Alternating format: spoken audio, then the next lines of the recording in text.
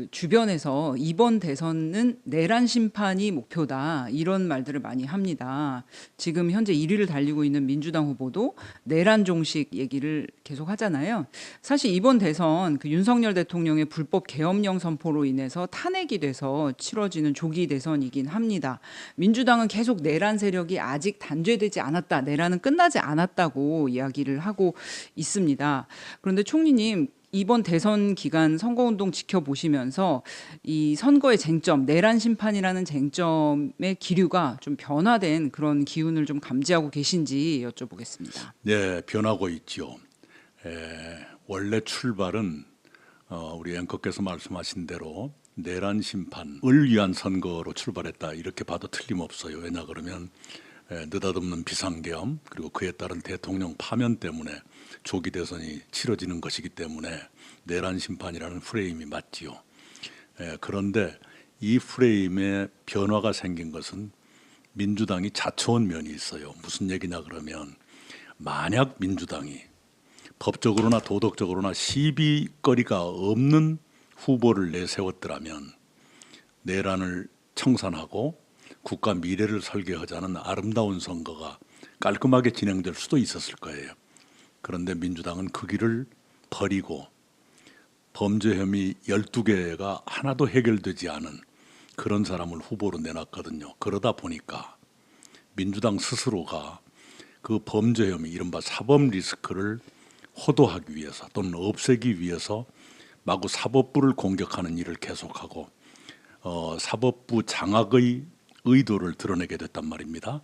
이제 그러다 보니까 안 그래도 국회 입법부에 압도적 다수 의석을 가진 민주당이 행정 권력을 잡고 사법부까지 장악하는 사태가 오지 않겠느냐는 우려가 생긴 것이죠. 그래서 독재 국가, 특히 괴물 독재 국가가 출현하는 것 같다는 공포감이 생겼어요. 그래서 저도 그렇지만 상당수의 언론인들이라든가 정치권 내부에서도 독재 국가의 출현을 막아야 한다는 새로운 요구가 나온 것이지요. 네, 그래서 내란 심판으로 출발했지만 지금은 내란 심판이냐 다가올 독재를 저지하는 것이냐 이렇게 쟁점이 맞붙었다 이렇게 볼 수 있겠어요. 후보를 그런 사법 리스크가 많은 사람 내세운 것 그리고 그를 보호하기 위해서 무리하게 사법부를 공격하면서 국민들에게 독재의 두려움을 심어준 것 이런 것들은 민주당 스스로가 이 선거 프레임의 변화를 자초한 결과가 됐다 이렇게 말씀드릴 수 있습니다. 그래서 지금 양당의 후보들은 민주당은 이제 내란 심판, 그리고 국민의힘은 독재 저지가 우선이다, 이 프레임으로 싸우고 있는데요. 사실 총리님은 민주당에서 오랫동안 성장해 오시고 여러 공직을 맡아 오셨는데 민주당 뿌리를 누구보다 깊게 가지고 계셨음에도 불구하고 지금은 독재 저지가 훨씬 더 중요하다 이렇게 무게를 두고 계신 건데요. 네. 그렇게 결심하신 어떤 이유랄까요? 예, 둘 다 옳은 말이죠. 내란을 심판해야 된다, 내란을 끝내야 된다. 이것도 옳은 말 같이 들리고 다가올 독재를 막자, 저지하자. 그것도 옳은 말이죠. 옳은 말인데 이 두 가지의 그 요구 사이에는 중요한 차이가 최소한 두 가지가 있어요. 먼저 첫 번째 차이를 말씀드리면 내란 심판, 내란 종식은 사실상 거의 끝나가는 단계입니다. 내란이란 게 비상계엄 선포한 작년 12월 3일 밤 얘기인데 그것 때문에 벌어진 일을 보면 우선 계엄령 자체는 발표한 지 2시간 33분 만에 국회에서 해제 결의가 돼요. 그리고 대통령은 넉 달 만에 파면됩니다. 그리고 대통령의 그 명령에 따라서 비상계엄을 실행했던 사람들, 많은 사람들이 대통령과 함께 현직에서 잘려서 지금 재판을 받고 있거든요. 네. 이 말은 뭐냐 그러면 대통령이 파면되고 다른 사람들도 면직됐다 또는 해고됐다, 잘렸다. 이것은 정치적 정리가 거의 끝났다는 얘기예요. 두 번째 재판이 진행되고 있다는 얘기는 법적 정리가 지금 진행되고 있는 단계다 그런 얘기죠. 그러니까 전체를 놓고 보면 이미 정리 단계다. 예, 그런데 이 독재라는 얘기는 지금 민주당이 굉장히 요란스럽게 예고편을 보여주는 바람에 우리 국민들이 좀 더 알게 됐죠. 이건 뭐냐 그러면 이미 입법부는 300석 중에 192석의 거대 의석을 가지고 있잖아요. 민주당과 그의 추종 세력들이 압도적이죠. 요즘에 또 한 사람 가가지고 193명이 됐을 거예요. 그런 사람들이 대통령 선거에서 이기면 행정 권력을 갖는다는 얘기인데 바로 사법 리스크가 잔뜩 있는 사람이 방탄복을 국회 방탄복 위에 대통령 방탄복이라는 최강의 방탄복을 두 겹으로 껴입고 그 힘으로 사법부를 밀어붙이면 사법권까지 장악하게 되거든요. 이런 일이 일주일 뒤면 현실이 될 수도 있다. 이것이 바로 그 독재 저지가 큰 쟁점이 되는 이유지요. 네. 내란 심판은 정치적으로는 정리가 거의 끝났고 법적인 정리가 지금 진행되고 있는 네. 것이고 그렇지만 말하자면 거의 지나간 것이 사실이고 그러나 그에 비해서 독재 저지라는 것은 지금부터의 어마어마한 과제가 된다. 그런 점에서 오히려 쟁점의 무게가 더 뒤로 갔다. 독재 저지로 갔다. 이렇게 봐야 될 거예요. 그 차이가 굉장히 큽니다. 제가 한 번은 그런 글을 발표한 적이 있죠. 국회의원 선거는 회고 투표지만 대통령 선거는 전망 투표다. 미래를 보면서 찍어야 한다. 저 사람을 대통령으로 모시고 우리가 어떤 삶을 살아야 될까 이걸 전망하면서 찍어야 되는데 만약에 1등 후보가 그대로 당선된다면 굉장히 두려운 전망이 앞서는 것 아니겠어요. 해방 이후 건국 이후 처음으로 한 사람이 국가 권력을 모두 장악하는 그리고 어쩌면 그 주변의 권력 이른바 제4부라고 불리는 언론까지도 거기에 들어갈 수 있는 그런 상황이라면 굉장히 공포스러운 시대가 되는 것이죠. 그러면 총리님 네. 일단 미래 얘기가 나온 김에 좀 여쭤보면은 뭐 괴물 독재 국가, 뭐 삼권을 통합한 권력이 생기면 굉장히 뭐 독재적인 분위기가 되고 아주 네. 좋지 않을 거다. 우리 민주주의가 퇴보할 거다. 이런 얘기들을 많이 하고 총리님 꾸준히 주장해 오셨는데 네. 실제로 국민들 일반 시민들은 그게 내 삶에 어떤 악영향을 끼칠 것인지를 상상을 못 하시는 경우가 많아요. 그래서 내란 심판이 먼저지 이렇게 쉽게 생각하시는 분들이 계시거든요. 그러면 한번 상상을 해봐. 좀 우울한 상상이지만 실제로 그러한 괴물 독재 국가가 탄생했을 때 우리 같은 보통 시민의 삶에 어떤 악영향이 있을 수 있는지를 한번 상상해 주시면 어떨까요? 우리 경제가 대외 의존도가 높아요. 쉬운 말로 하면 수출로 먹고 사는 나라입니다. 작년 12월 3일 밤 비상계엄 2시간 33분 만에 해제 결의가 된 그 비상계엄만으로도 국가 이미지가 추락해서 무역도 어려워지고 그래서 굉장히 내수 경제도 어려워졌단 말입니다. 그걸 한번 보시면 만약에 우리가 어떤 한 사람이 국가 권력 모두를 손안에 넣고 휘두르는 그런 야만적인 국가로 간다면 우리 국가 이미지는 더 큰 타격을 받을 것이고 경제 또한 더 큰 타격을 받을 거예요. 네. 불과 한밤중 몇 시간 동안 벌어졌던 그 계엄만으로도 이렇게 타격이 컸는데 이건 한밤중에 끝날 일이 아니거든요. 12개 범죄 혐의가 완전히 정리될 때까지 이상한 일을 계속할 수도 있죠. 네. 어쩌면 공범들 유죄 판결 받은 것까지 손보려고 할지도 몰라요. 그렇게 되면 굉장히 국내가 혼란스러워지고 대외적인 국가 이미지가 추락해서 우리 경제에도 직격탄을 줄 것이고 그렇게 되면 민생 경제가 영향을 안 받을 수가 없죠. 아직은 그것이 체감되지 않으니까 남의 얘기처럼 들릴지 모르지만 그렇지가 않습니다.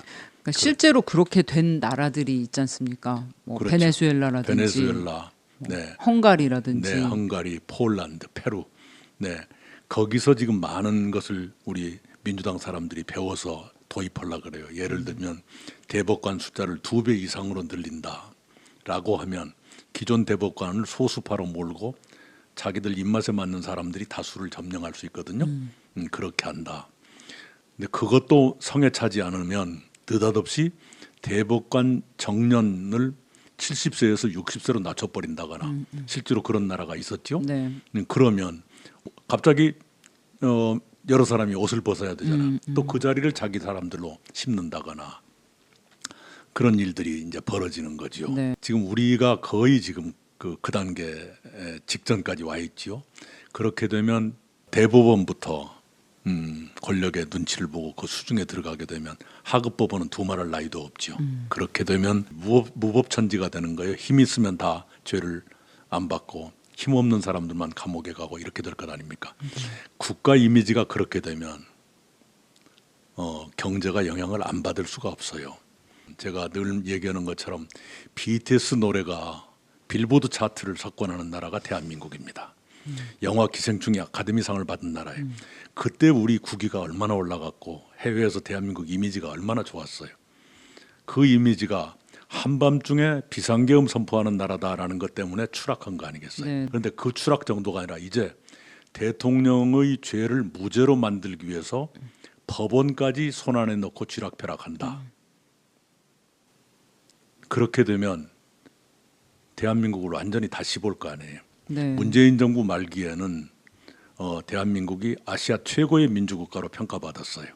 영국 EIU라는 데가 해마다 각국의 민주주의 수준을 평가하는데 우리가 완전한 민주주의 국가였어요. 그런데 지금은 결함 있는 민주주의 국가고 스웨덴 에테보리 대학 산하의 민주주의 다양성 연구소에서는 이미 대한민국은 독재가 진행되는 나라다 이렇게 진단하고 있거든요. 네. 그런데 그게 더 가공할, 더 무서운 현실로 나타날 수도 있거든요. 네. 이것을 호도하기 위해서 계속 내란 세력 얘기를 해요. 네. 이 내란 심판이 사실상 정리 단계, 법적인으로는 정리가 진행되고 있고 정치적 청산은 끝난 상태인데 그런데도 내란 종식, 내란 심판 얘기를 계속하는 건 무슨 의도가 있을 거예요. 하나는 그 작년 12월 3일 밤의 분위기로 선거까지 끌고 가고 싶은 계산이 있을 수 있고요. 또 하나는 사법부에 대한 경고 또는 아직도 협력하지 않는 언론인이라든가 검찰, 경찰 또는 혹시 기업인 이런 데 대한 협박일 수도 있다. 이런 생각이 들어요. 이건 어디까지나 저의 추측입니다만 그렇지 않고서야 실제로 민주당 사람들이 선거법 유죄 취지로 판정했던 대법관 10명에 대해서 내란 세력이라고 규정을 지었잖아요. 그게 모르겠어요.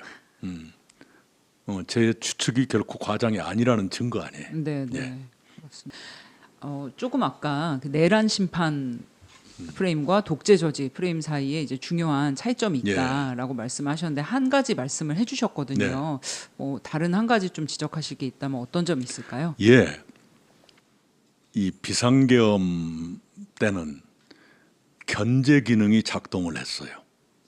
그런데 지금 눈앞에서 어른거리는 괴물 독재는 견제 기능이 마비될 수가 있습니다.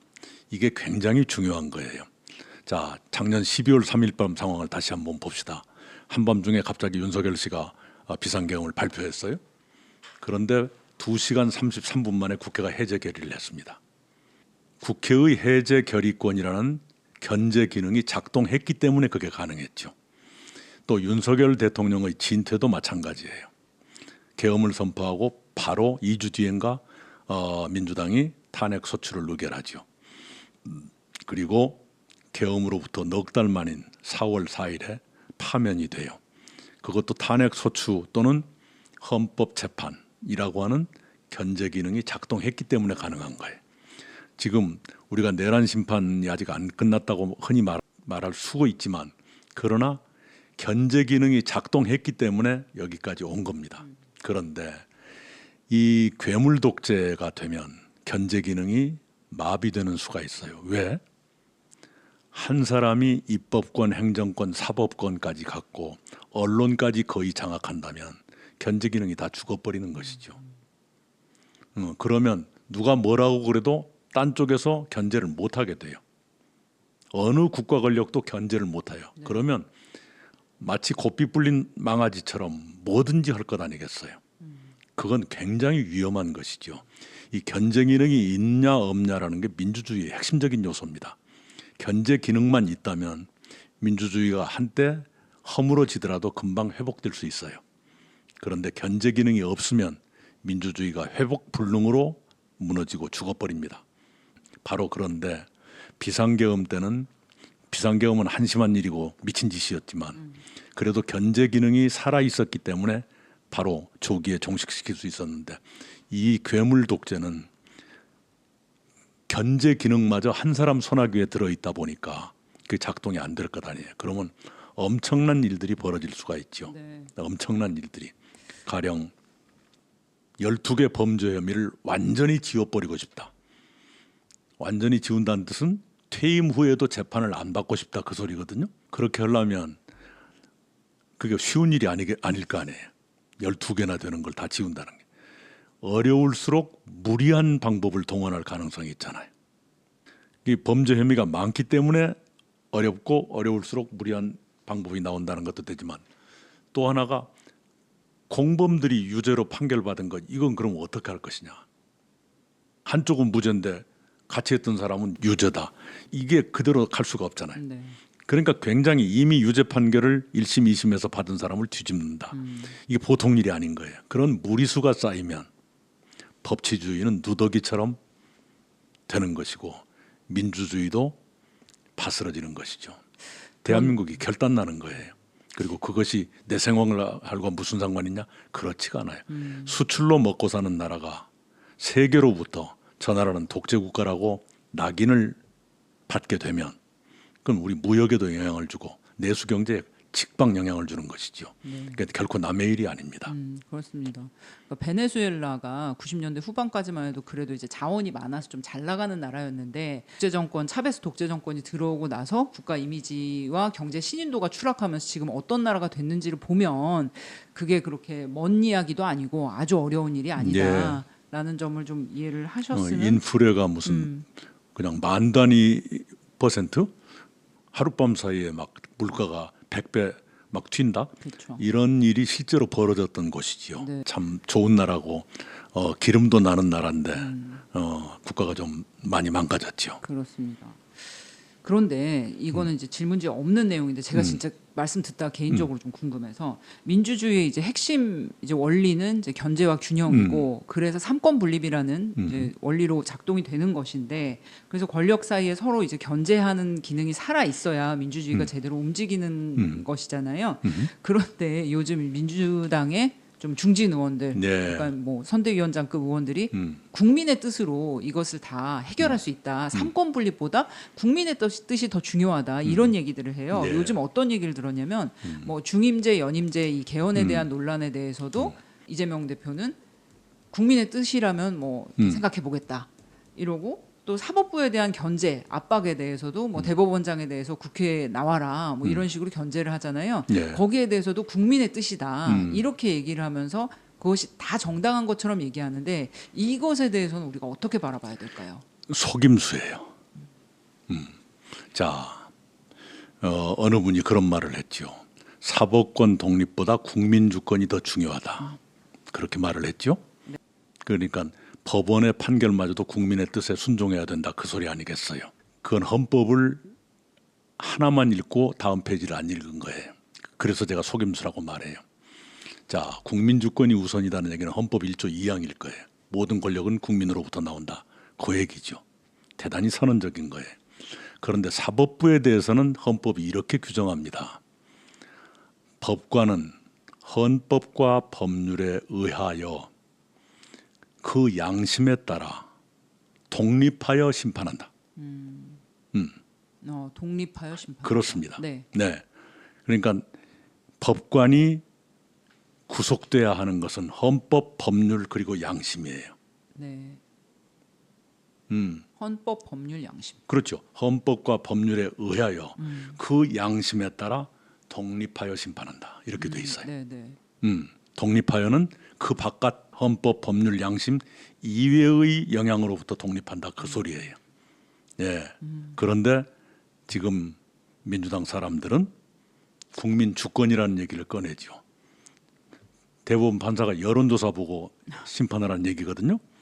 그건 법원을 완전히 날라리판으로 만들겠다는 얘기예요. 네. 그건 헌법을 일부러 곡해한 속임수입니다. 그 다음에 이 임기 문제도 이렇게 돼 있지요. 128조 2항일 거예요. 대통령의 임기 연장 또는 중임 변경을 위한 헌법 개정은 그 제안 당시의 대통령에게는 효력이 없다. 네, 그렇죠. 이렇게 돼 있어요. 근데 지금 개헌을 하고 싶은데 그분이 관심을 갖는 것은 임기 연장이나 한 번 더 하는 그쪽일 것 같아요. 근데 그것이 걸리는 게 바로 이 조항이라요. 그렇죠. 당시 대통령은 효력이 네. 없다. 이걸 어떻게 할 것이냐라고 기자가 물으니까 국민의 뜻이 중요하다. 이렇게 말을 했어요.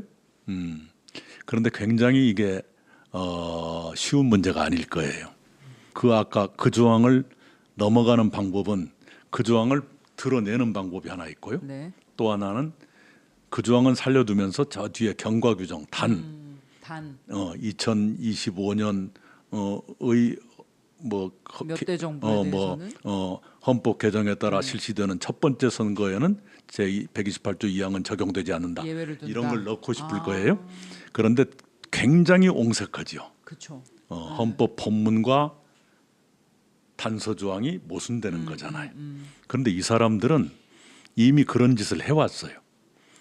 아까 말씀드린 대로 같은 헌법 내에서 본문에는 이런 조항을 현직 대통령한테는 영향이 없다, 효력이 없다 해놓고 밑에는 단 이번만은 예외다라고 집어넣는 것도 어색한데 하물며 이제 84조 얘기는 이겁니다.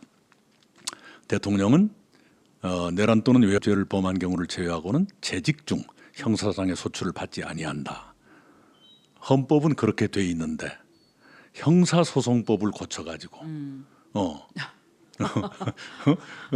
그 다른 죄도 재직 중에 재판이 정지된다. 네. 아까 형사상 소추가 정지된다는데 재판도 정지된다라고 네. 고치겠다는 것 아니에요? 네. 근데 그것도 불안하니까 무죄나 면소 판결을 하려면 되는데 유죄 판결을 하면 하지 마라. 그건 예. 안 된다. 이렇게 하겠다는 거 아니에요? 네. 완전히 헌법이나 법 체계가 걸레가 되는 거죠. 사실 위헌 논란이 꽤 있을 것 당연히, 같은데요. 당연히. 형사법을 움직여서 헌법을 뭔가 바꾼다라는 게 말이 안 되지 되죠. 않죠. 말이 안 된대. 네. 국회에서 이원법률 제청을 한다. 판정은 헌법재판소가 하잖아요. 헌법재판소가 수중에 들어왔다고 판단하고 있는지도 몰라요. 네, 그래서 지난번 윤석열 씨 파면 보면서 자신감을 가졌을 수도 있죠. 지금 그게 증거 중에 하나가 저거예요. 대법원 판결이 나와도 헌법재판소한테 소원을 하면 사심제로 된다. 네. 네, 그러면 헌법재판소는 우리 편이다. 그 얘기 아니겠어요. 네, 이미 이렇게 사법부가 너덜너덜해지고 있는 거예요. 그 헌법 84조 임기 내 형사소추 이 부분에 대해서도 지금 이제 무력화를 시도하고 있는 네. 민주당이고 네. 현재 이제 1등 후보가 여러 가지 재판을 받고 네. 있는 상태에서 임기 연장에 대해서 욕심이 있을 수밖에 없는 그렇게 추정되는 상황에서 거기에 대해서 질문을 하니까 국민의 뜻에 따르겠다라고 한 것은 굉장히 위험한 상상을 할 수 있게 하는 그런 부분인 것 같습니다. 그렇습니다. 그렇습니다. 이제 그것이 그냥 권력의 자리가 좋으니까 계속 있고 싶다는 것도 있을 수 있지만 12개 범죄 혐의가 완전히 끝나지 않은 채로 5년 임기가 끝났다. 그런데 퇴임 후에라도 재판을 받고 싶지 않다. 그러면 무슨 방법이 있겠어요? 퇴임을 안 하는 방법이 있겠죠. 끔찍하네요. 근데 끔찍한 일들이 벌어지는 거예요.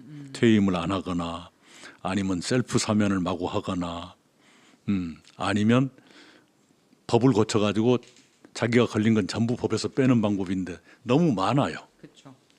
너무 많고 또 주변인들도 걸린 게 너무 많기 때문에 이제 거기까지 생각하면 머리가 돌아버릴 정도죠. 그래서 아까 제가 말씀드린 대로 어렵기 때문에 점점 더 무리수가 나올 수 있다. 그래서 굉장히 위험하다. 네, 그 권력이란 건 말이지요. 성현군자도 마취시키는 것이 권력의 힘이에요. 성현군자도. 네. 네, 근데 권력이란 거 그래요. 제가 늘 얘기하지만 현행 헌법이 시행되고 38년 사이에 8명의 대통령이 나왔는데 8명 중에 4명이 감옥에 가고 2명은 아들이 감옥 가고 한 분은 감옥에는 안 갔지만 퇴임 후에 검찰 수사를 받다가 극단적인 선택을 하셨어요. 그리고 유일하게 그런 일을 안 겪으신 문재인 대통령도 얼마 전에 기소를 당했어요. 자, 그런데 그 중에서 아들이 감옥 간 2분 대통령이 누구냐 그러면 양김씨예요. 네. 김영삼, 김대중 그렇습니다. 대통령. 한국의 역대 대통령 가운데 가장 정치 경험이 풍부하고 민주화 투쟁을 가장 많이 하셨던, 그래서 민주적 리더십이 몸에 배이신 분이 바로 그 양김씨인데, 그런 대통령, 양김 대통령마저도 본인은 범죄에 연루되지 않았지만 네. 아들이 연루되는 걸 막지 못했거든요. 왜 그렇냐? 그만큼 권력이란 게 악마 같은 거예요. 그래서 사람들이 그 권력을 보고 대통령을 꼬시고 싶은데 그게 안 되니까 아들을 범한 거지요. 그래서 아들이 2분 대통령 아들이 모두 감옥에 갔는데, 자, 지금 유력 후보들이 양김씨만큼 민주적 훈련이 돼 있는 분일까? 성현군자도 흔들리는 게 권력인데 지금 후보들이 성현군자에 비견될 수 있을까?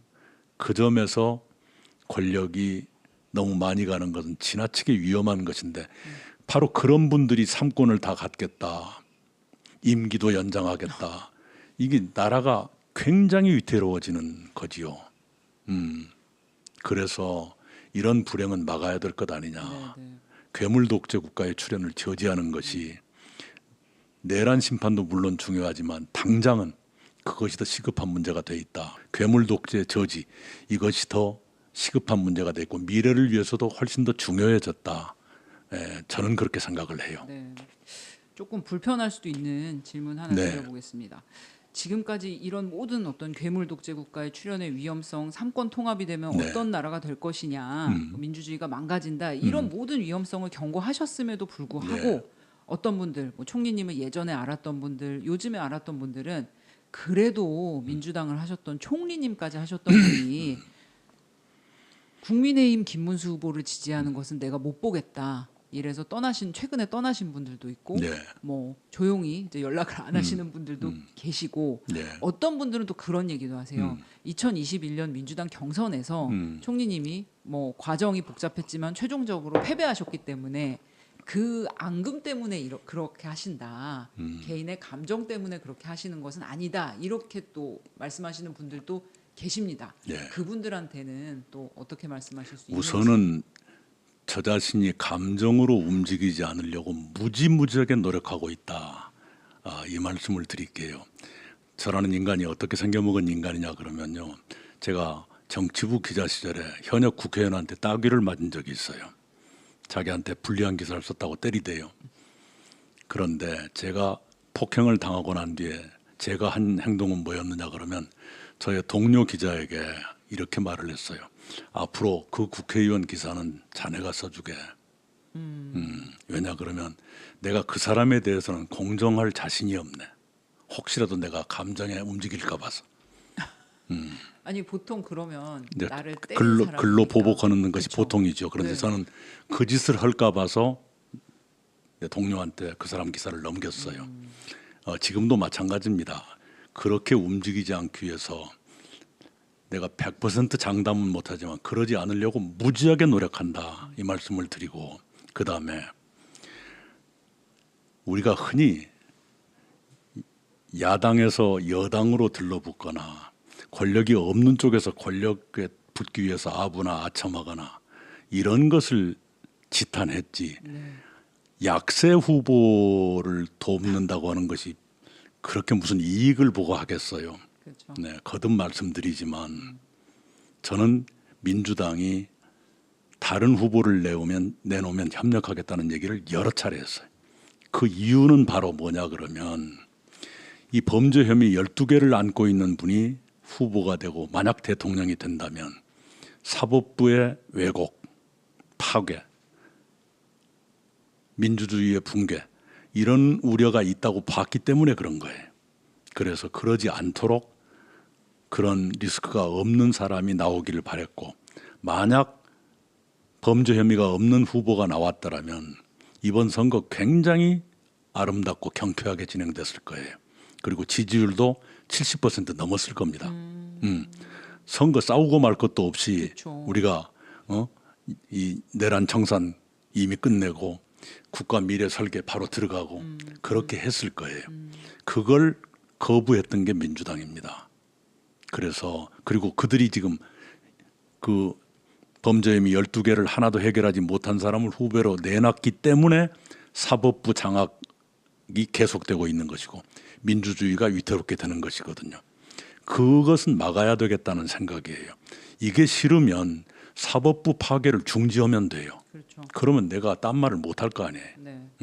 그 사람들은 오히려 부끄럽게 생각해야 됩니다. 한 사람의 범죄 혐의를 덮기 위해서 사법부마저 이렇게 파괴하는 난폭하게 파괴하는 일이 과거에 한 번도 없었어요. 박정희도 이승만도 이렇게까지는 안 했어요. 그런데 자기들이 그렇게 하고 있고 거기에 대해서 아무 소리 않고 따라다니는 것 이게 민주당다운 일인가? 과거 민주당이 한 번이라도 그런 적이 있었는가? 이건 반성하지 않고 그걸 지적하는 것만 나쁘다고 그러면 그건 안 되지요. 그건 안 되죠. 저는 솔직히 토론이나 이런 걸 지켜보면서 현재의 민주당이 옛날 같지는 않지만 현재의 민주당에서 그 어떤 분이 대신 나와도 지금 후보보다는 낫겠다. 예. 지난번에도 그런 얘기를 했었죠. 그런데 네. 바로 그거 저를 욕하고 싶거든 제가 제기하는 문제에 대해서 답을 한번 해보세요. 삼권 장악의 독재를 안 할 자신이 있는가? 사법권의 독립을 인정할 자신이 있는가? 그 소리부터 해야 돼요. 그걸 막기 위해서 내가 나로서는 굉장히 부담이 너무나 큰 내 삶 전체를 부인하는 또는 내 고향이나 옛 동지들로부터 공격받는 이런 리스크를 감수하면서까지 이렇게 하는 게 무슨 제가 자리를 탐해서 그러겠어요? 돈을 탐해서 그러겠어요?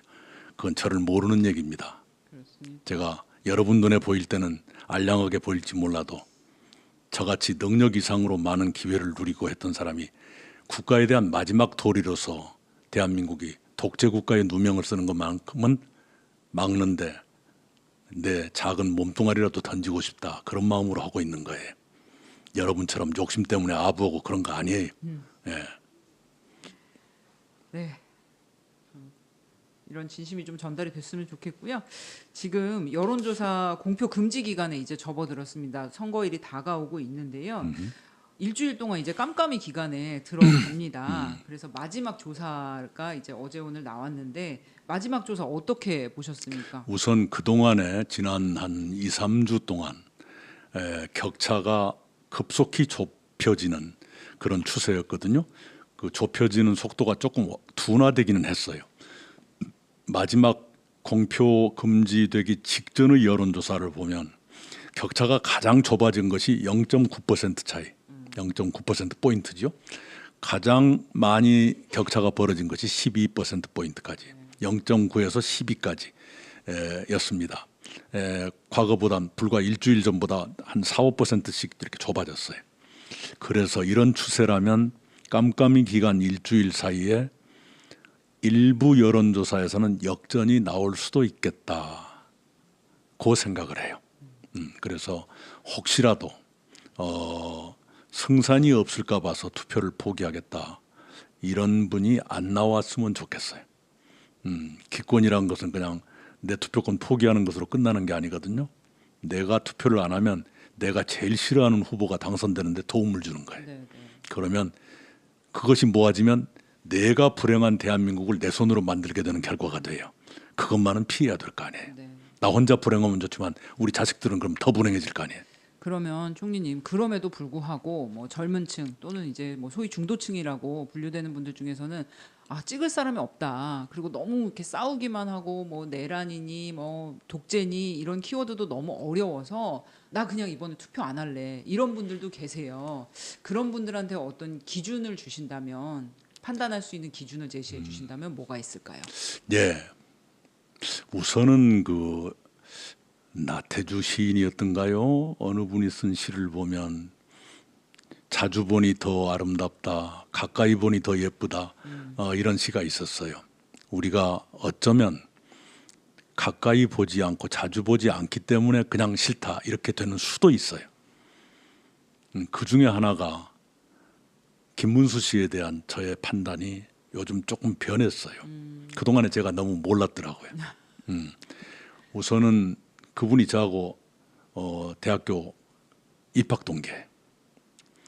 저는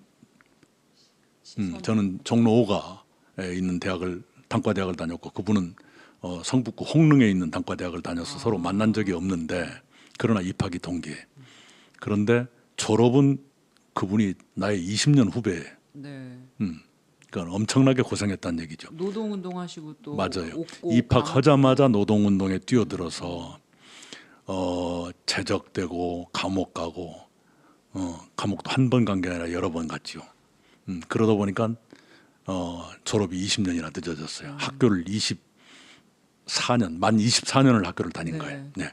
그러니까 70년 입학인데 94년에 졸업한 걸로 돼 있어요. 네.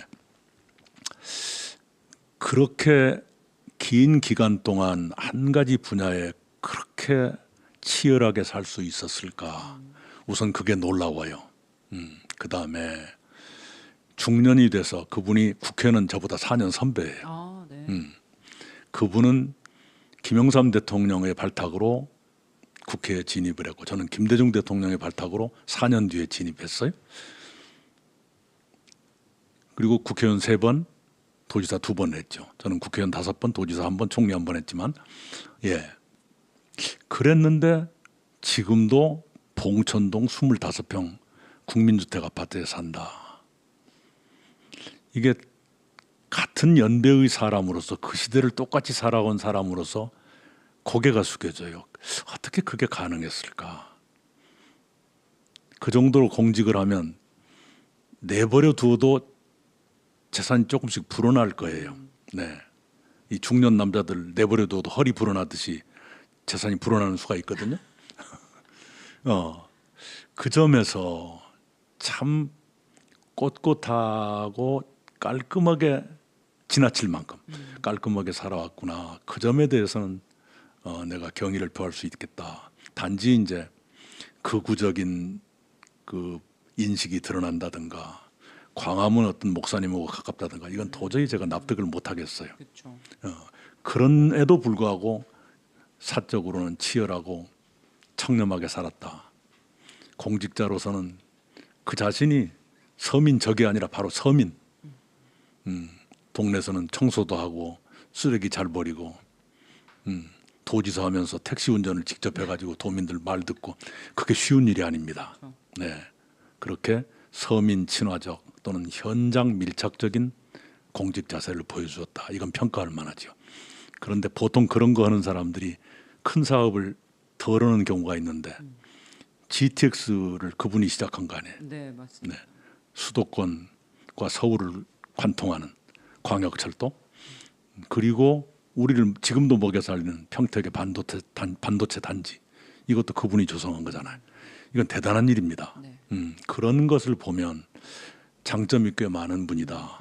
그리고 현실적으로는 괴물 독재 국가의 출현을 저지하는데 후보 중에서 누가 거기에 가장 가까울까? 김문수 아니에요? 그렇게 생각을 해서 이 괴물 독재 국가의 출현이란 건 우리가 상상치 못했던 국가 위기입니다. 대한민국이 독재를 걱정해야 된다는 한 번도 상상해 본 적이 없잖아요. 그런데 민주주의라는 게 그렇게 취약한 거예요. 그 국가 위기 앞에서 진영이다, 이념이다, 지역이다 이런 건 뛰어넘을 수 있어야 된다고 생각했어요. 김문수 씨와 저는 둘 다 하필이면 또 출신 지역이 영남과 호남으로 갈리고 여러 가지로 저하고 안 맞는 게 많아요. 네, 네. 안 맞는 게 많은데 그럼에도 불구하고 지금 당면한 숙제가 괴물 독재의 출현을 저지하자라는 것이라면 그렇게 봐야 된다고 생각을 하고요. 그 다음에 이제 우리 유권자들 중에 판단을 못 하겠다, 싫다. 마지막으로 봐야 될 건 인간입니다. 사람됨. 왜냐 그러면 똑같은 권력을 주어도 누구는 그것을 나쁜 곳에 쓰고 누구는 좋은 곳에 쓰거든요. 흔히 우리가 말하잖아요. 똑같은 칼도 의사가 가지면 수술을 하지만 살인자가 가져가면 살인을 하지요. 권력도 비슷해요. 그래서 평소에 이 사람이 얼마나 절제력을 가지고 어떤 생각을 가지고 살아왔던가 이걸 봐야 됩니다. 그걸 보지 않고 권력이라는 칼을 넘기면 거칠게 살아온 사람에게는 그 권력이 흉기가 되는 거거든요.